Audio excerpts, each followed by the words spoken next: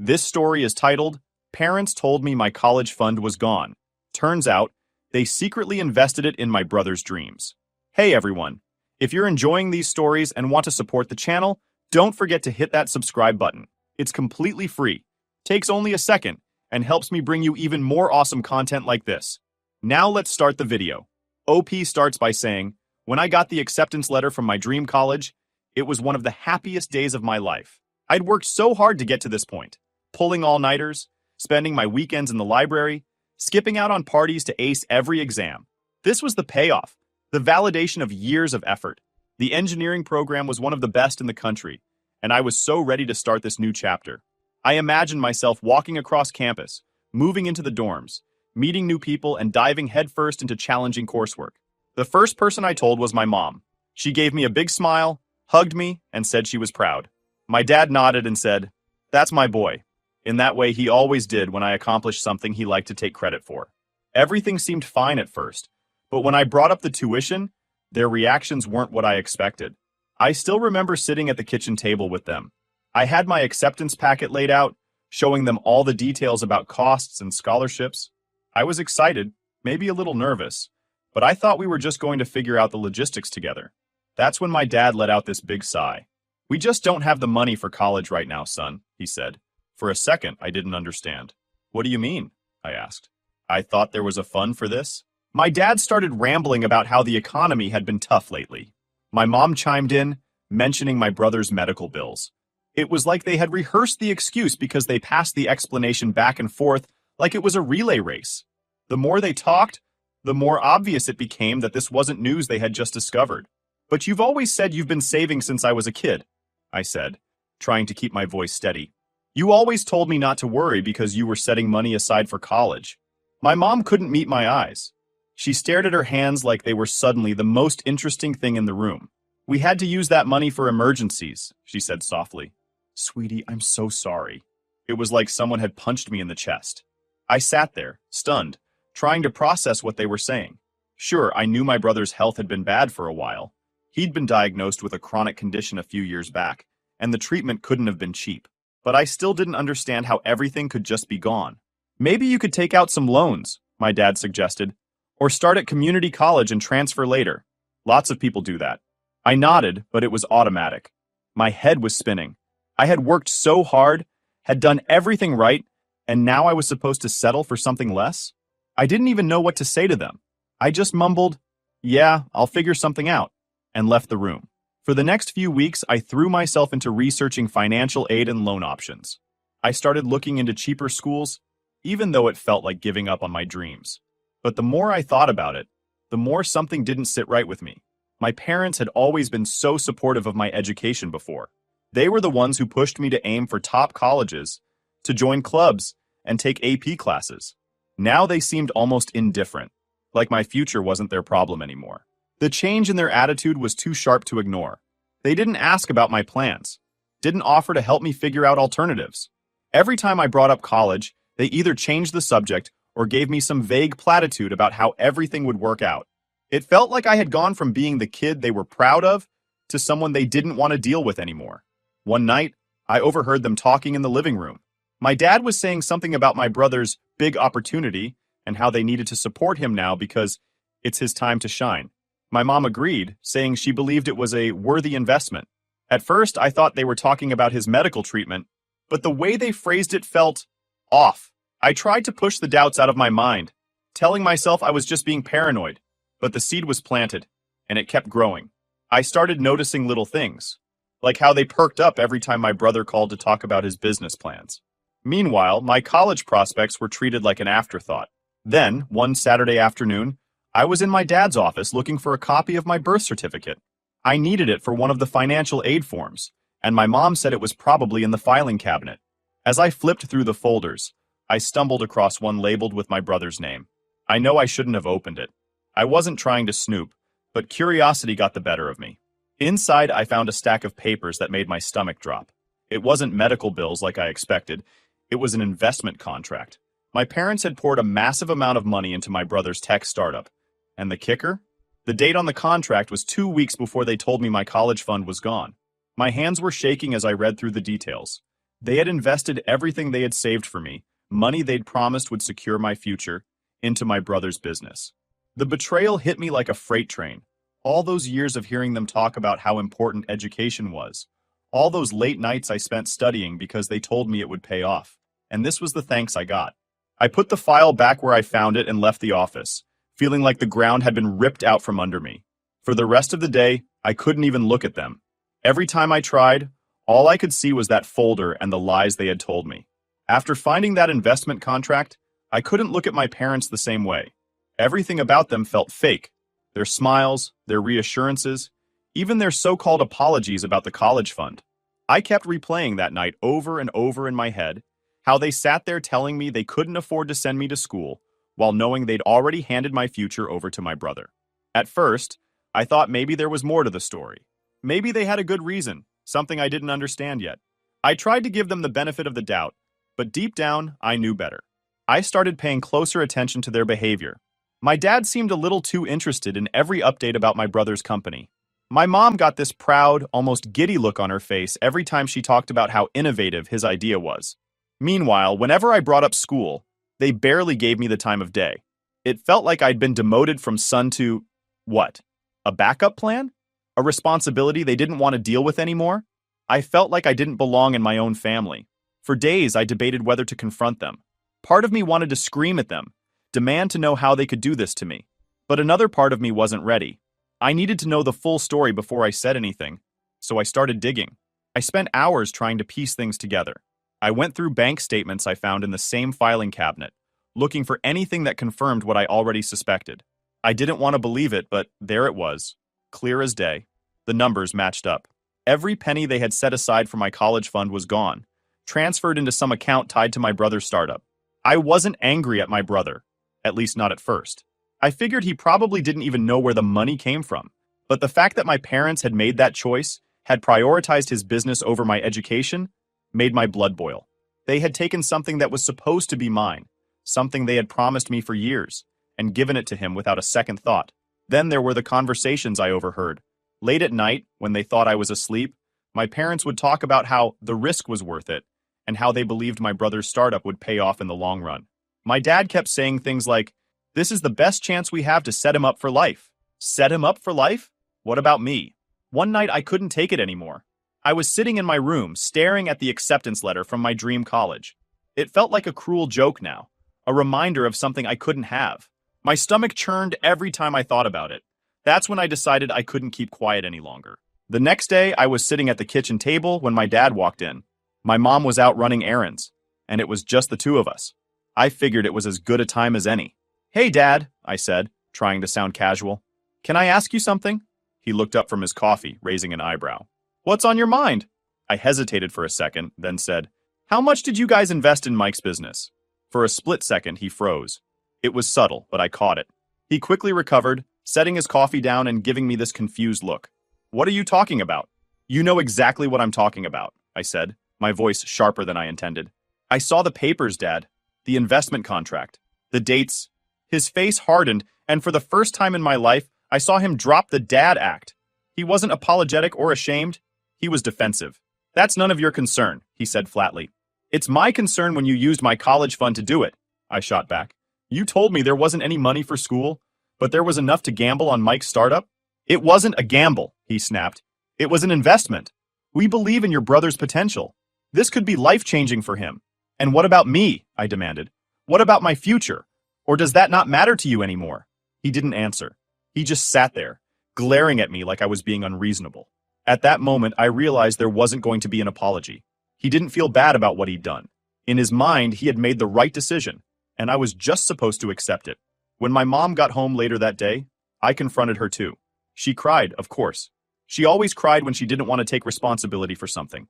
She kept saying things like, "We thought it was the best choice for the family and we didn't mean to hurt you." But all I could think was, "You didn't think about me at all." Over the next few days, the tension in the house was unbearable. My dad avoided me, my mom acted like a martyr, and my brother was oblivious to the whole thing. Eventually, I realized there was no point in staying. I couldn't trust them anymore. They didn't see me as a priority, and I couldn't keep pretending everything was fine. So I started making plans to leave. It wasn't an easy decision. I didn't have much money saved up, and I knew things would be tough.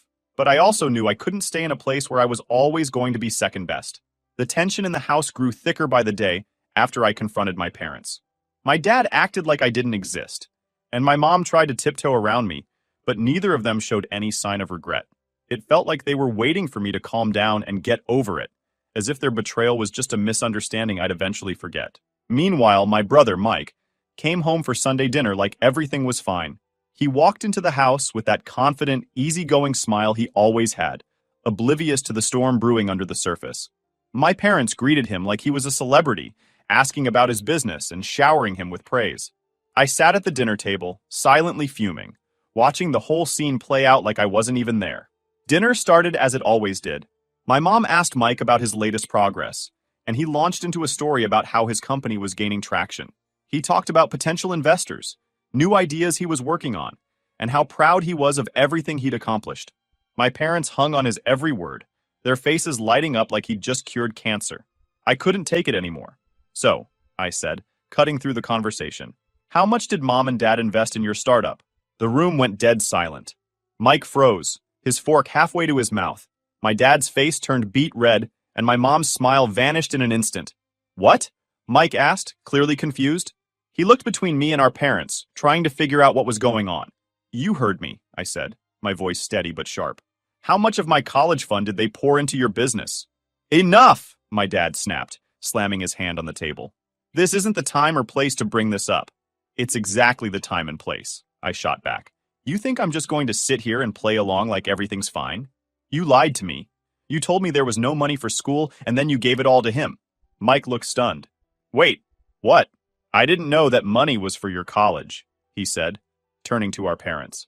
Is that true? My mom started to stammer, but my dad cut her off. What we do with our money is none of his business, he said coldly. None of my business? I repeated, my voice rising. It became my business when you let me believe I'd have the chance to go to college. You made me think my future mattered to you, but I guess I was wrong. Sweetie, it's not like that, my mom said, her voice shaky. She reached across the table like she was trying to calm me down. We had to make a choice. Your brother's business is an investment in the future. You thought what? I interrupted, my anger boiling over. That my education wasn't worth it? That his pipe dream was more important than everything I've been working toward? Do you even realize what you've done? Mike held up his hands defensively. Look, I didn't know about this. If I had known it was your college money, I wouldn't have taken it. Save it, I snapped, turning to him. You're not the problem here. They are. And honestly, I'm not surprised. You've always been their favorite. At least now they're done pretending otherwise. My dad stood up, his chair scraping loudly against the floor. That's enough, he barked. You're acting like a spoiled child. Do you have any idea how hard we've worked to support this family? We did what we thought was best for everyone. Best for everyone? I laughed bitterly. You mean best for Mike? You didn't even think about me. You made a decision that ruined my future, and now you're mad because I won't just sit here and take it? You don't understand the bigger picture, my dad said, his tone patronizing. This business has the potential to change all of our lives.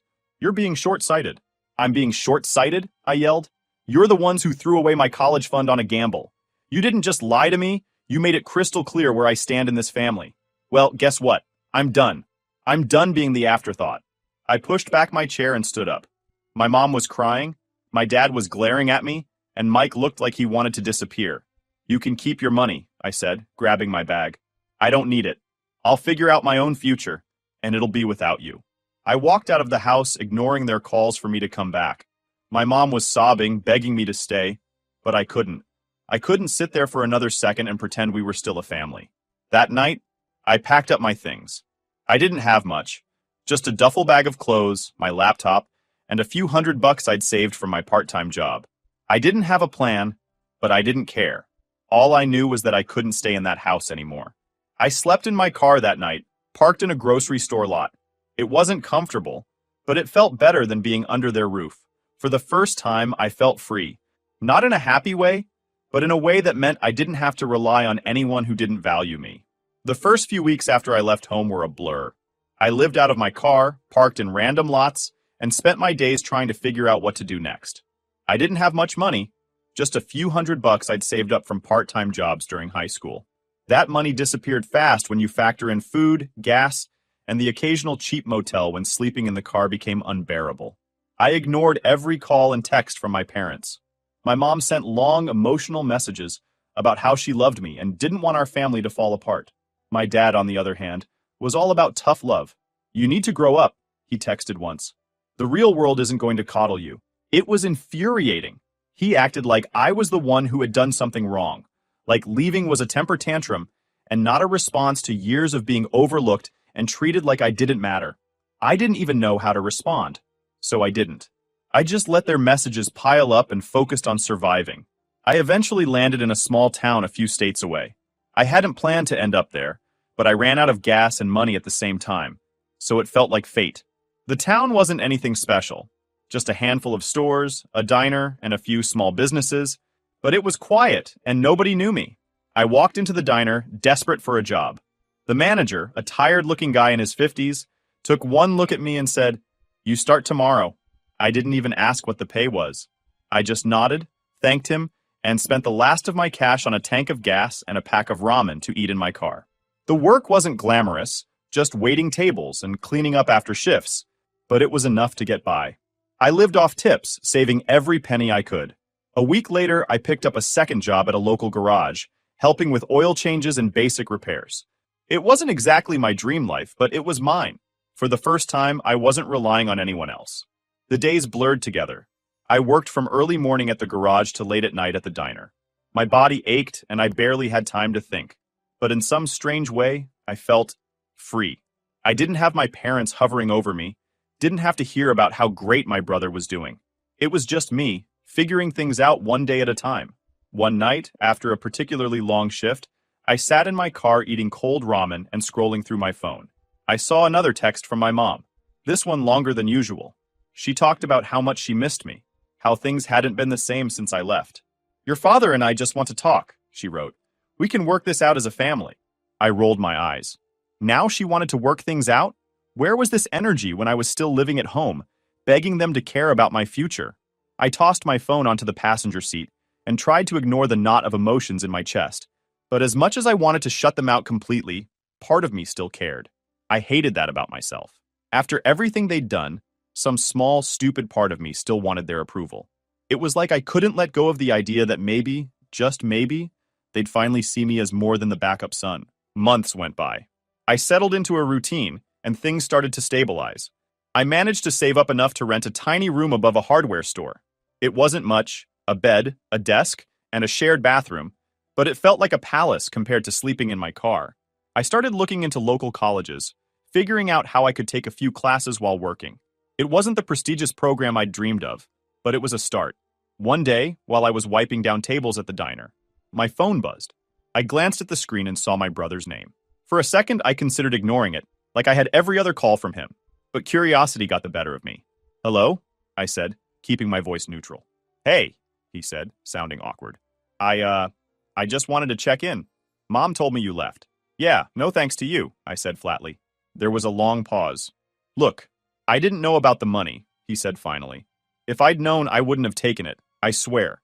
"Doesn't really change anything, does it?" I said. "You still got it, and I got nothing." "I know," he said quietly. I didn't want you to think I was part of it. I'm sorry, man. For real." I didn't know how to respond. Part of me wanted to believe him, but another part of me couldn't shake the resentment. He was still their golden child, the one they'd chosen to invest in while leaving me behind. His apology didn't change that. "Thanks for the call," I said finally. "But I've got to get back to work." He sighed, but didn't push. "Okay, take care of yourself." I hung up, feeling more conflicted than ever. On one hand, it was nice to hear him acknowledge the situation. On the other hand, it didn't fix anything. I was still scraping by while he chased his dreams, backed by the parents who were supposed to support both of us. That night, I sat in my tiny room, staring at the stack of community college brochures I'd picked up. I thought about all the dreams I'd had for my future, how much I'd sacrificed to get into that engineering program. It still hurt to know I'd never have that. But as I looked around the room, I realized something else. I was making it on my own. It wasn't perfect, and it definitely wasn't easy, but it was mine. Months passed, and life started to feel a little more manageable. I was working 2 jobs, scraping by in my tiny rented room, and slowly piecing together what my future might look like. It wasn't glamorous by any stretch, but I was proud of myself for making it this far. I'd gone from having everything ripped away to standing on my own, no matter how rough the road was. Then one day, out of nowhere, my phone rang. I didn't recognize the number, but I answered anyway. Hello? It's me, said a voice I hadn't heard in months. My mom. I almost hung up. I didn't have the energy for her guilt trips or excuses, but something in her voice stopped me. She sounded different. What do you want? I asked, trying to keep my tone neutral. I left your father, she said. Just like that. No build-up, no preamble. I sat there, stunned. What? I left him, she repeated. I can't do it anymore. I can't keep pretending everything's okay when it's not. I should have done it years ago. My mind was racing. This wasn't the woman I'd grown up with, the one who always backed my dad no matter how wrong he was. Why now? I asked cautiously. Because of you, she said. Because I can't keep living with what we did to you. Watching you leave, knowing how much we hurt you, it made me realize how wrong things have been for a long time. I didn't know what to say. Part of me wanted to scream at her, tell her it was too late to make things right. But another part, the part that still cared, wanted to believe her. Look, I know I don't deserve your forgiveness, she continued, but I want to try to make things right. I sold the house. Half of it is yours. It should have been your college fund in the first place. I hope it's enough for you to start over. I was speechless. For months, I'd been grinding just to get by, and now she was offering me a lifeline. But at what cost? What about Dad? I asked finally. She sighed. He's angry, of course. He still thinks he did the right thing.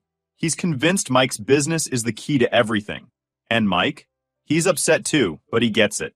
He knows we messed up, even if your father doesn't. I leaned back in my chair, trying to process everything. My mom was finally taking a stand, finally admitting what they'd done was wrong. But I couldn't just let go of all the pain, all the resentment, that easily. I don't know what to say, I admitted. You don't have to say anything right now, she said. Just think about it, and know that I'm truly sorry for everything. I should have stood up for you sooner. I failed you as a mother, and I'll regret that for the rest of my life. After we hung up, I sat in silence for what felt like hours. I didn't know what to feel. Relief? Anger? Gratitude? It was all jumbled together in my chest, making it hard to breathe. Over the next few weeks, I watched as my mom followed through on her promises. She sold the house and sent me half of the proceeds. It wasn't enough to cover all 4 years of college, but it was a good start. I enrolled in a local college's engineering program. Nothing fancy, but it had everything I needed. Moving forward felt strange, almost surreal. For so long, I'd been in survival mode, just trying to get through each day. Now, I had something to work toward again, a reason to keep pushing. My mom moved to the same town, renting a small apartment nearby. She got a job as a bookkeeper and started over too. We didn't talk every day, but when we did, it felt different, more honest. She wasn't the same person she'd been when I was growing up, and I wasn't sure if that was a good thing or if it just made me sad for the time we'd lost. As for my brother, he called me a few more times. Each time he apologized for what happened and tried to make amends. He even offered to repay the money my parents had invested in his startup, but I turned him down.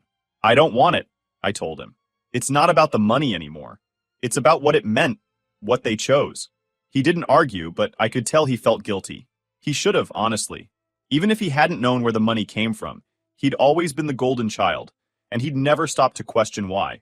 My dad, on the other hand, stayed silent. He didn't call, didn't text, didn't even try to reach out. I heard from my mom that he was furious about the house being sold and blamed me for ruining the family. I couldn't bring myself to care. He'd made his choice, and I'd made mine. College was hard, especially while working part-time to cover the costs my mom's contribution couldn't. But it felt good to be back on track, to be working toward a future I could be proud of. Some nights, I'd sit in my dorm room, surrounded by textbooks and papers, and think about how much had changed in just a year. The pain of my parents' betrayal was still there, but it didn't define me anymore. I'd learned to rely on myself, to fight for what I wanted even when the odds were stacked against me. And I'd learned that family isn't about blood or loyalty, it's about trust and respect. My relationship with my mom is still a work in progress. We're trying, but there's a lot of history to untangle. As for my brother, I'm not sure where we stand.